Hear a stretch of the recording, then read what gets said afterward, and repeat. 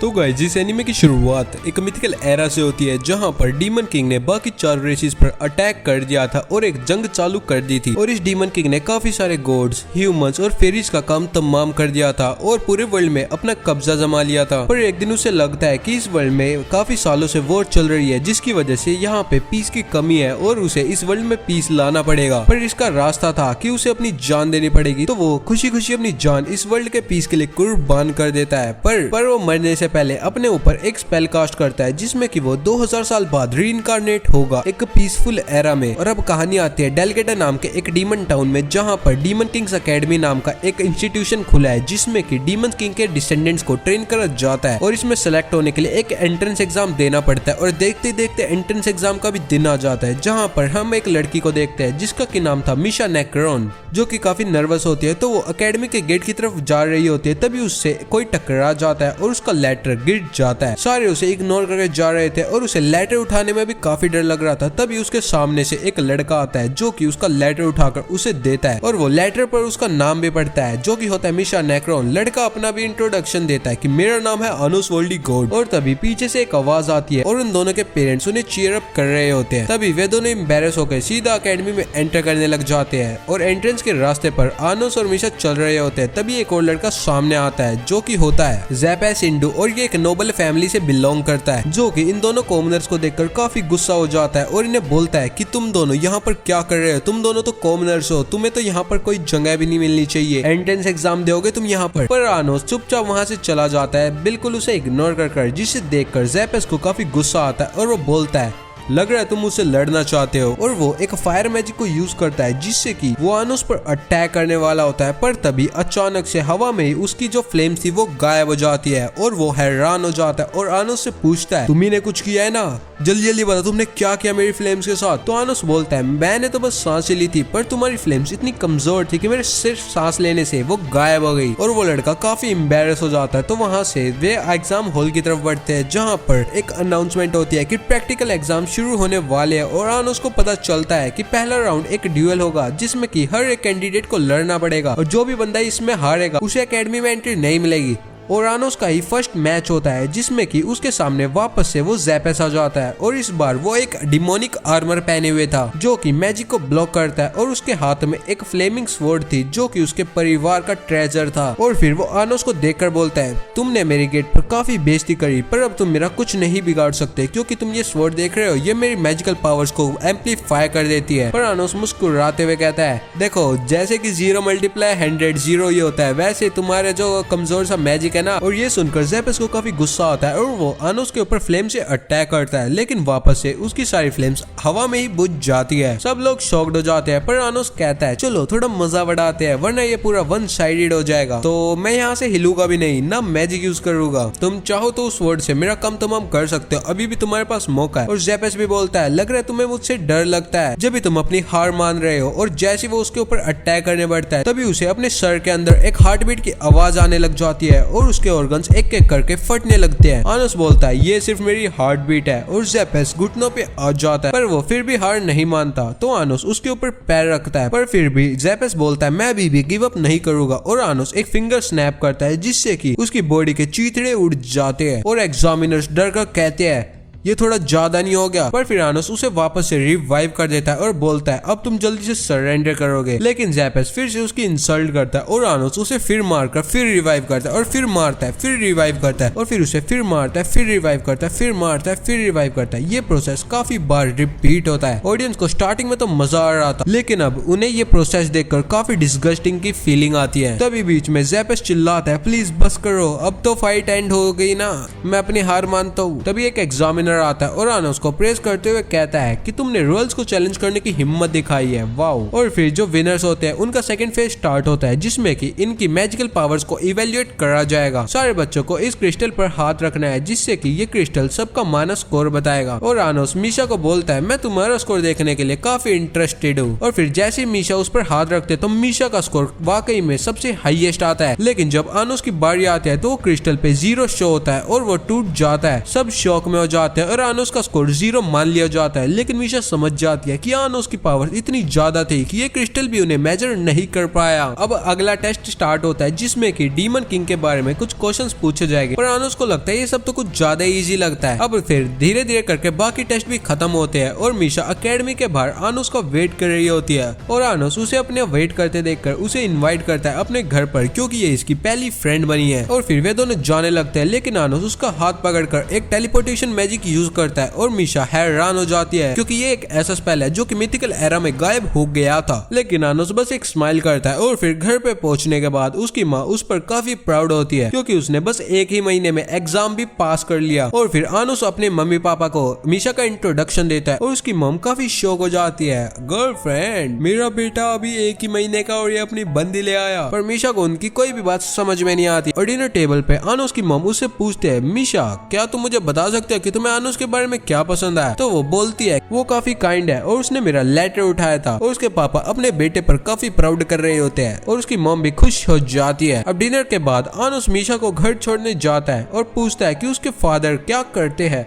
तमीशा बताती है कि एकेडमी में जो आदमी आया था वो सिर्फ उसका एक गार्जियन था, पेरेंट्स को तो उसने अभी तक देखा भी नहीं है। और आनोस को थोड़ा अजीब लगता है तो वो टॉपिक डाइवर्ट करने के लिए कहता है आज का दिन तो काफी अच्छा था। और फिर मीशा भी हल्की सी स्माइल के साथ उसके साथ बातें करने लग जाती है। तभी आसपास के जो एनवायरनमेंट थी वो काफी बदल जाती है और अचानक से उनके चारों तरफ एक अरीना समन हो जाती है। शेडो से एक आदमी निकलता है जो की होता है लियोर, जो की जेपेस का बड़ा भाई है जो की इनसे बदला लेने आया है। लियोर अपने भाई को सबसे पहले तो गले से पकड़ता है और उसे इलेक्ट्रिक्यूट करके मार देता है और आनोस की तरफ देखकर बोलता है कि कमजोर लोगों की हमारे खानदान में कोई भी जगह नहीं, हम रॉयल्स है रॉयल्स। पर आनोस बोलता है कि ये तुमने अपने भाई को ही क्यों मार दिया? वो बोलता है कि हम डीमन किंग के डिसेंडेंट्स हैं, हमारी बेइज्जती हमसे बर्दाश्त नहीं होती और इसी कलंक ने हमारी बेइज्जती करवाई तो हम इसे कैसे बर्दाश्त करते। पर आनोस कामली बोलता है लीनिएज नहीं, पावर मैटर करती है। पर लियोर उस पर काफी गुस्सा होता है और अपने मैन को अटैक के लिए बुलाता है, पर आनोस उनके स्पेल्स को मैनिपुलेट कर देता है और सबके स्पेल्स वहीं पर एक्सप्लोड हो जाते हैं। लियोर काफी शॉक्ड हो जाता है, ये तुमने क्या कर दिया? तुम्हारा मैजिक मैंने बर्सा कर दिया था। लियोर हार मानने से इनकार कर देता है। वो फिर एक फॉरबिडन स्पेल कास्ट करता है जो कि सिर्फ रॉयल्स यूज कर सकते थे। मैजिकल ब्लास्ट से पूरा एरिया कवर हो जाता है पर आनोस वहीं पर खड़ा रहता है एकदम बिना किसी चोट के। और लियोर उसकी तरफ देखकर हैरानी से बोलता है कि ये एक ओरिजिन मैजिक है जो डीमन किंग के सोर्स से पावर लेता है, इससे तुम कैसे बच गए? फिर आनोस स्माइल करके बोलता है पर अगर वो डीमन किंग का सोर्स मैं ही हूँ, यानी कि मैं हूँ डीमन किंग, तो ये मुझ पर कैसे चलेगा? वो लियोर को एक और चांस देना चाहता था इसलिए वो जेपेस को रेजरेक्ट करता है, पर इस बार वो एक ज़ॉम्बी बन चुका था। आनोस कहता है ज़ॉम्बी तब तक पावरफुल रहता है जब तक उसके किलर के लिए उसके अंदर नफरत रहती है। लियोर को समझाता है अगर अपने भाई में तुमने अपने लिए सच्चा प्यार लिया आया तो फिर तुम बच जाओगे, वरना तुम इसके हाथे मारे जाओगे।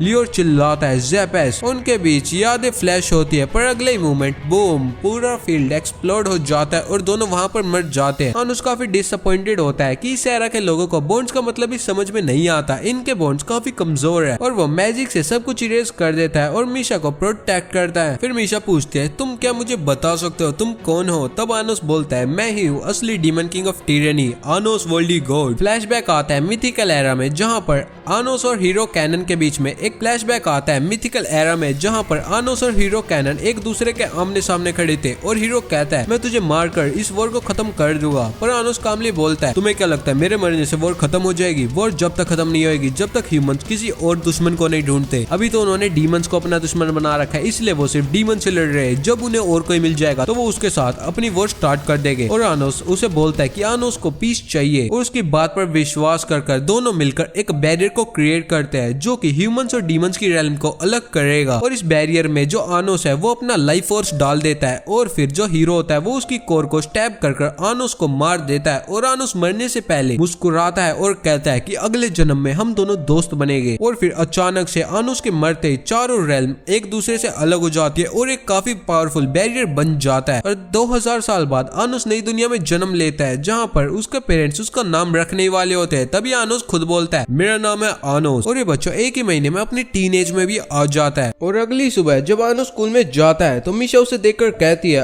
आनोस तुम क्या कल नॉलेज एग्जाम में फेल हो गए थे? और वो काफी हैरान हो जाता है ये तो इम्पॉसिबल है, मैं खुद डीमन किंग हूँ और मैं अपने ही नॉलेज एग्जाम में फेल हो गया। फिर उसे कुछ अजीब लगता है तो वो मीशा से पूछता है तुम मुझे एक बार डीमन किंग के बारे में बताओ, सबसे पहले तो तुम मुझे उसका नाम बता सकती हो?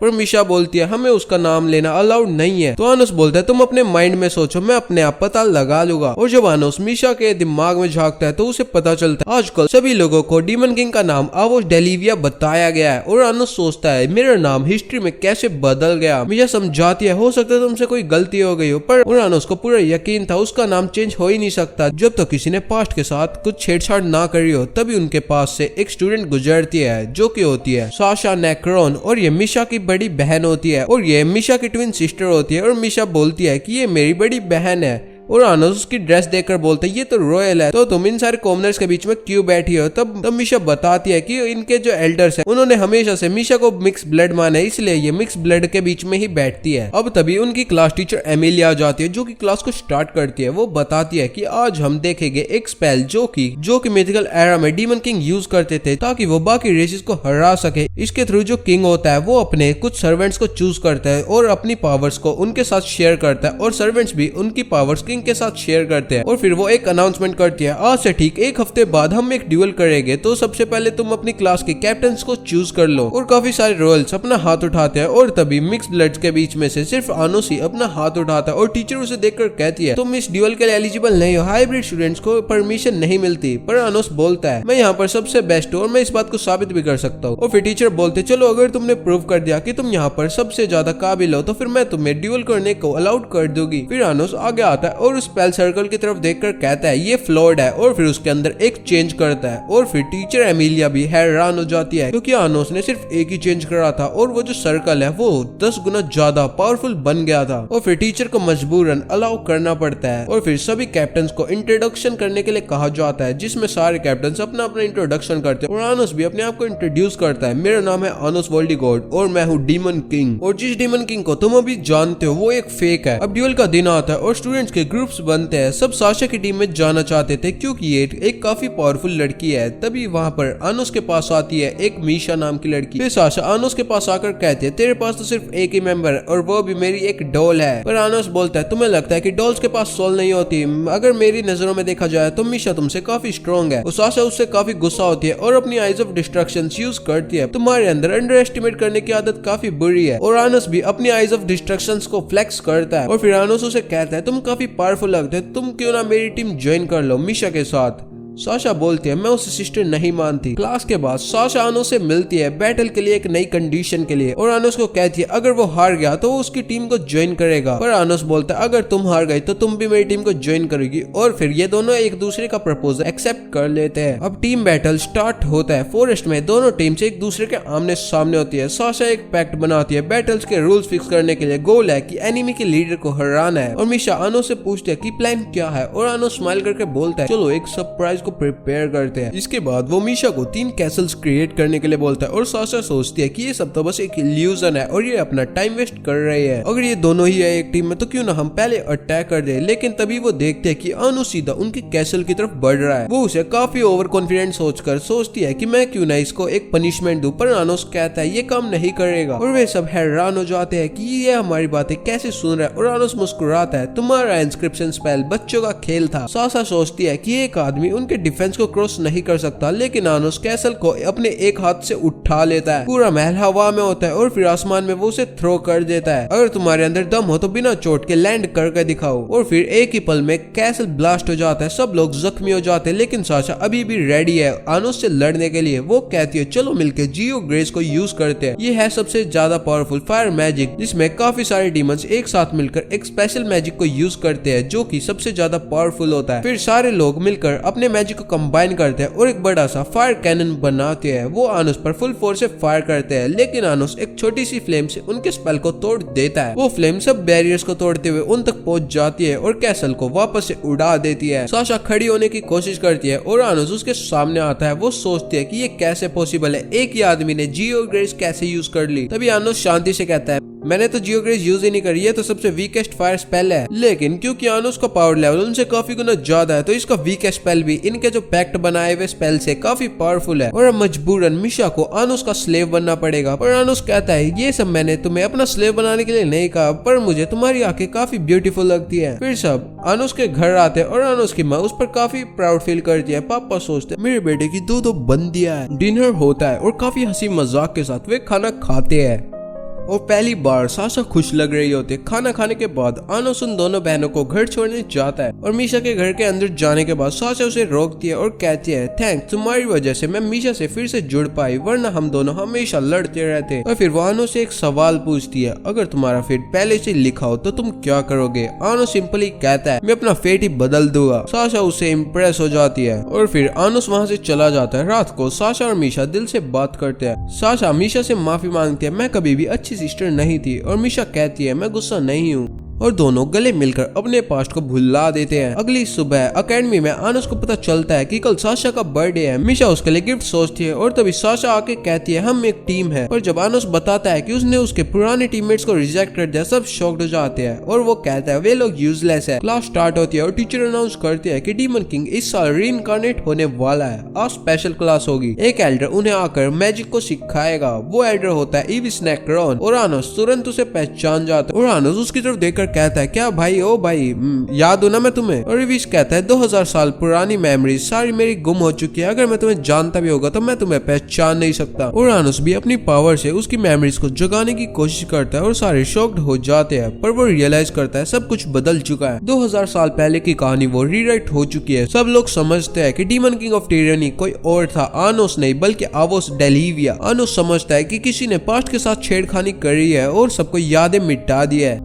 और जब आनोस ईविस को समझाता है कि वही डीमन किंग ऑफ टिरानी था तो ईविस न्यूट्रल रहता है। वो आनोस की इस क्लेम को मना भी नहीं करता पर उसके इस क्लेम में उसका साथ भी नहीं देता। आनोस फिर मीशा से मिलता है जो कि एक लेटर दिखाती है अपने गार्जियन का। वो कहती है मैं इसे खोलूंगी नहीं, ये मेरा ट्रेजर है। दूसरे स्टूडेंट साशा से पूछते तुम आनोस और मीशा के साथ मिसफिट्स के साथ क्यों बैठी हो? साशा गुस्से में आकर अपनी आइज ऑफ डिस्ट्रक्शन से जमीन तोड़ देती है। अगली क्लास में टीचर डंजन चैलेंज देता है, जो मैजिकल टूल्स मिले वो तुम्हारी टीम के होंगे। सब स्टूडेंट्स रेस लगाते हैं कि कौन डंजन में सबसे पहले पहुंचेगा और फिर ज्यादा से ज्यादा मैजिकल टूल्स को कलेक्ट करेगा। पर आनोस शांति से कहता है हम सबसे बॉटम लेवल से स्टार्ट करेंगे। साशा कहती है वो लेवल तक तो कोई टीचर भी नहीं गई, लेकिन आनोस कहता है वहाँ मेरा कैसल है तो मैं वहां पर आराम से जा सकता हूँ। फिर वो एक सीक्रेट पैसेज को देखता है जहां पर मैजिक के काउंटर मेजर्स लगे होते हैं। एक छुपा हुआ गार्डन मिलता है जहां पर 2000 साल पुरानी एनर्जी फ्लो हो रही होती है। और फिर वहां पर आनोस ट्रेजर रूम को खोलता है। दरवाजा एंटी मैजिक सील से बंद है, लेकिन आनोस ब्रूट फोर्स से उसे तोड़ देता है। अंदर एक मैजेस्टिक स्केप्टर रखा होता है और साशा को उसे देखकर काफी पसंद आ जाता है। मीशा दूसरे रूम में जाकर एक फिनिक्स क्लोक सेलेक्ट करती है बर्थडे गिफ्ट के लिए। साशा ट्राई करती है और मीशा शुक्रिया कहती है आनोस को। पर कुछ देर बाद आनोस वापस आता है और देखता है कि मीशा मारी जा चुकी है। साशा हंस रही होती है, मुझे पता था तुम हमेशा मेरे आगे अपना गार्ड डाउन कर दोगे जैसे तुम्हें मेरे पर भरोसा हुआ। आनोस समझ जाता है कि ये एक इल्यूजन है। वो देखता है कि मीशा तो जिंदा है, मतलब ये सब एक गेम है। साशा कहती है कि मीशा एक डोल है, सिर्फ मेरा टूल, और वो स्केप्टर को लेकर वहां से भागने की कोशिश करती है पर आनोस उसे रोक लेता है। आनोस रिवील करता है कि मीशा जिंदा है और मैंने उसे हील कर दिया था। पर वो साशा की आंखों पर ध्यान से देखता है, उसकी आइज ऑफ डिस्ट्रक्शन तभी जागती है